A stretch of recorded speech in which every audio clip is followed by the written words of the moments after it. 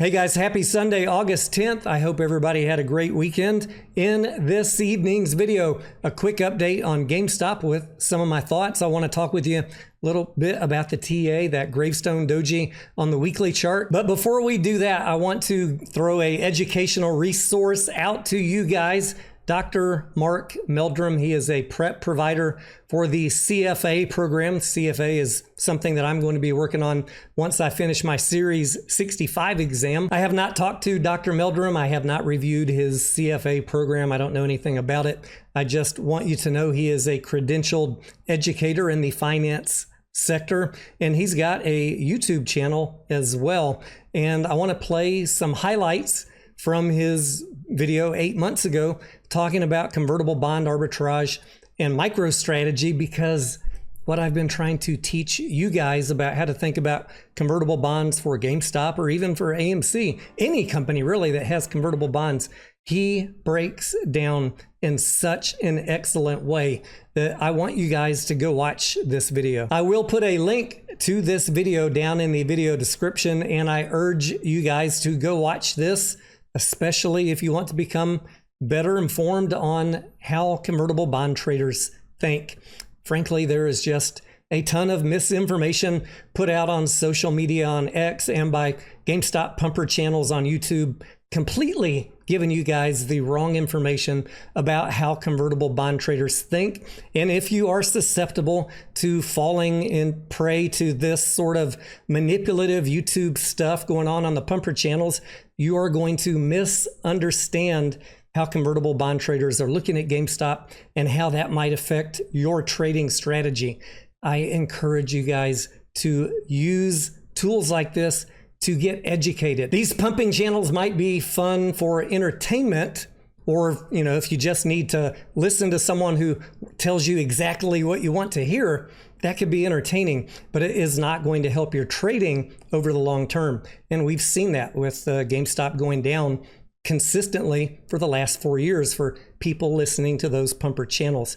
Now we're at a pivot point where things could really get interesting, but you still must understand the trade, and you must understand how convertible bond traders are looking at this trade. I want to give a shout out to Richard Newton, another GameStop YouTuber, for letting us know about this video from Dr. Mark Meldrum, because I had not seen it before. And when I listened to it, I was like, wow, here is somebody who is trying to help educate people on the exact same stuff we've been talking about for months on how convertible bond traders think. So thank you to Richard. And if you guys are not subscribed to him and you're looking for some calm, rational analysis of GameStop, I highly recommend you check his channel out. I don't agree with everything Richard says.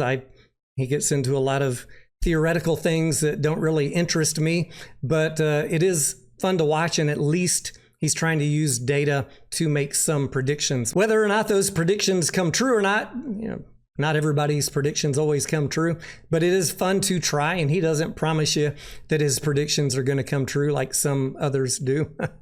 So hopefully you guys are subscribed to Richard and give his channel some love. And thanks again, Richard, for letting us know about Dr. Meldrum. Now, I want to warn you in advance, if you have only been listening to pumper social media or YouTube accounts about GameStop, you might have the wrong idea still about how convertible bond traders think. And some of what Dr. Meldrum is going to talk to you about, and keep in mind he's talking about MSTR, but this is facts in terms of all convertible bonds, any company. What he is going to be talking about might be upsetting to you. It might be upsetting to you because you've been told that the convertible bond traders believe in GameStop. They believe in Ryan Cohen. They can't wait to get their shares. These are all lies pushed out to you by folks on social media who either are lying to you on purpose or just have no idea how convertible bond traders think. And how do I know what they think? Because this is the very basics of finance. You could go literally find any finance bro, any accountant, any CFA, and they will tell you how convertible bond traders think.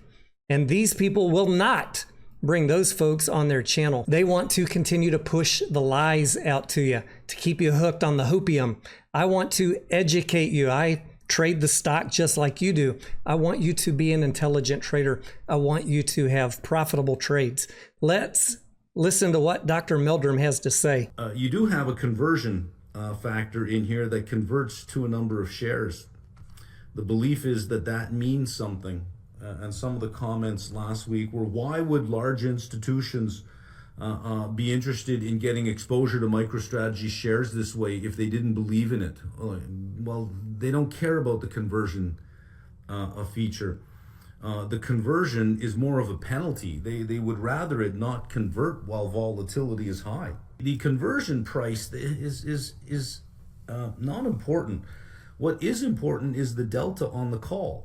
What initial delta do you want on the call? And the higher the volatility, the higher the conversion price can be for a given delta. So if they say, well, let's start with a delta of 0.4 on the call, that will set the conversion price, right? Because this is what they're interested in here, not the conversion price. The conversion price actually is more of a penalty. They really don't want the shares. Notice how he's talking about MSTR, but a lot of the social media promotion pushed out on MicroStrategy is that the bondholders surely are buying 0% bonds because they believe in the company, right? And he just squashes that right away, just like I've been trying to educate you guys on. These convertible bond holders don't care about the coupon rate being 0%. They are here for the GameStop volatility. Volatility in the underlying share price is what makes holding these bonds profitable. And he's going to talk in just a second, another clip I've got for you, about how the bonds are the key to that trade. Let's look at how convertible bond holders make money. If they don't really care about the stock price and they don't care about the conversion factor, and they don't care about the Bitcoin, which they don't. They really don't. They only care about the Bitcoin in as much as it provides credit protection. How do they make money? These are the last bonds they issued were 0% convertible, which means there is no coupon. If there was a coupon, if anything greater than 0%, they do make the coupon, albeit it would be low. They would make the coupon. The lower the volatility of the stock, the higher the coupon would be, because that's what they want. They're not interested in the conversion. In fact, they'd rather it not convert for as long as possible. They're interested in the volatility. So if MicroStrategy can deliver very high volatility, they can get to 0%. Other companies that have convertible debt have, sometimes you'll see a 0.5% coupon, maybe a 1% coupon. This just reiterating the point that I've been talking to you guys about for many, many months now, that the reason GameStop was able to sell 0% convertible bonds is because the underlying ticker has high volatility. The convertible bond holder is long the bond plus a call. The bond plus call will increase in value more than the short position. If you are originally delta neutral and the price really went up, the bond plus the call option would outperform the short position and you make money. If it really went down, the bond plus the call will decrease by less than the short position. You will make money. Now you understand what the convertible bond holder likes about MicroStrategy is if you want a gamma trade, you need volatility. The more volatility, the more profitable the trade becomes. You need volatility. You don't care if the price goes up. You don't care if the price goes down. The convertible bond is the mechanism by which you can set up the trade. Without the convertible bond, you can still do it with call options in the market, just it's a lot more work to get done. The bond gives you all the leverage that you want. So if I got to pay $1 billion for the bond and I get 400 million on the short sale, I'm really only out 600 million at that point, am I not? Right? And if the price of the shares go up, the delta of the call will go up, I will short more. So then at some point I'll be short 500 million. I'm really only out 500 million at that point. So you can see that I'm getting a little bit of leverage in there as well. So this is the game being played. Dr. Meldrum breaking down again for you guys how convexity works in convertible bonds with high IV delta neutral hedging and trading for gamma.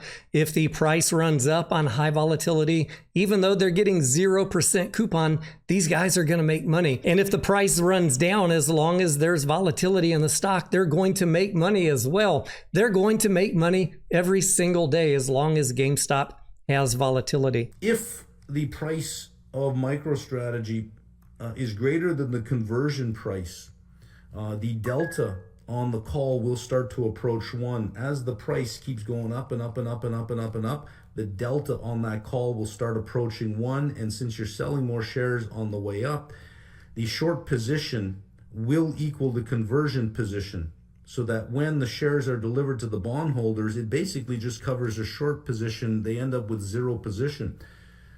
So the belief that the bondholders are in this because they want the shares, no, they do not. They do not want the shares. They specifically do not want the shares. Once the shares are converted and assigned to them, it basically just covers their short position. So there is a built-in cover. They're not interested in the shares. The new shares simply just dilute the existing shareholders. The bondholders don't suffer anything on this. The existing shareholders suffer all the downside. This is a zero-sum game, which means for somebody to make money here, somebody has to lose money. That's the shareholders. I know that is a harsh message to hear if you're a MicroStrategy shareholder, and I've been trying to educate you guys on the same basic concepts regarding GameStop. The higher the price of GameStop goes, the more these bondholders are going to short, and they're not going to be scared. I'm sorry, I don't care what the pumper channels tell you. There are no shorts that are scared holding GameStop if they also own convertible bonds. And you saw how much short interest increased when those bonds were sold. Those shorts do not care because they have guaranteed delivery should the price go up.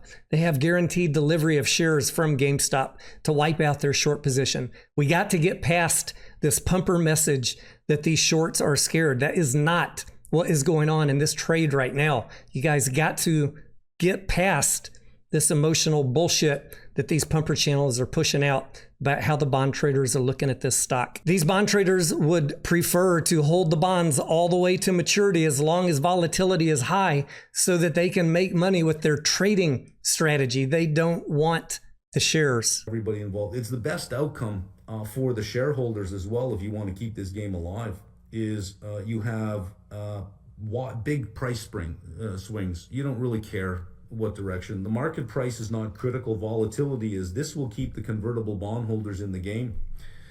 So I'm just going to erase some stuff so I can draw out a few charts for you. So this price doing this is okay as long as it does this. A price doing this is okay as long as it does this. And a price doing this is okay as long as it does this. What we don't want to see is volatility start to do this. And even if the price is going up like this, but volatility disappears like this, the game is over. Because the output, which is volatility, is gone. That's just a couple minutes of knowledge and truth bombs that Dr. Meldrum dropped on his audience for MicroStrategy. You could take almost all of it and apply it to GameStop or any company that has convertible bonds because, as I said, this is very basic finance stuff. There is nothing unique about GameStop's convertible bonds. I don't care what the pumper channels tell you. I don't care how mad they get. I don't care how much they yell at their microphone or what type of temper tantrums they want to throw. You know, if that's the look that they're going for, knock yourself out if that's how you want to present yourself. I want to educate you guys, and I urge you to go watch the entire video from Dr. Meldrum and do your own DD. Research this stuff. I will also put a link to a white paper about convertible bond arbitrage, which I've shared with you guys before. Another tool for you to learn beyond what the pumper channels are telling you about how convertible bond traders think. Wrapping this video up with a quick look at the chart. I am bullish on GameStop going into the Q2 earnings, which we'll find out about in about a month. As we just heard from Dr. Meldrum, the convertible bond holders like volatility, and volatility's kind of faded in this stock right now. So this would be an opportune time for some pumping to go on out there in social media to get people excited about GameStop, get that price going up. Maybe some fake articles about $900 million in revenue and massive profits. Well, maybe it's not fake. Maybe it'll be true. But a great time to drop articles like that. Wink, wink, nudge, nudge. Maybe you know what I'm talking about. I think, reasonable to expect that you get some volatility and some price appreciation, because that is what the convertible bondholders want to happen. There is a fascinating little segment in Dr. Meldrum's video where he talks about the ping-ponging of the price, how management or press releases are used to push the price up, and then short news releases, short reports are used to push the price back down. And it's a yin and a yang, all carefully coordinated by management and the press in MicroStrategy, and you could assume in other stocks, to keep that volatility high, because that is what keeps the bondholders happy. With that gravestone doji here, the last candle, the last week, the market is basically saying that they don't know what to do with the price of GameStop.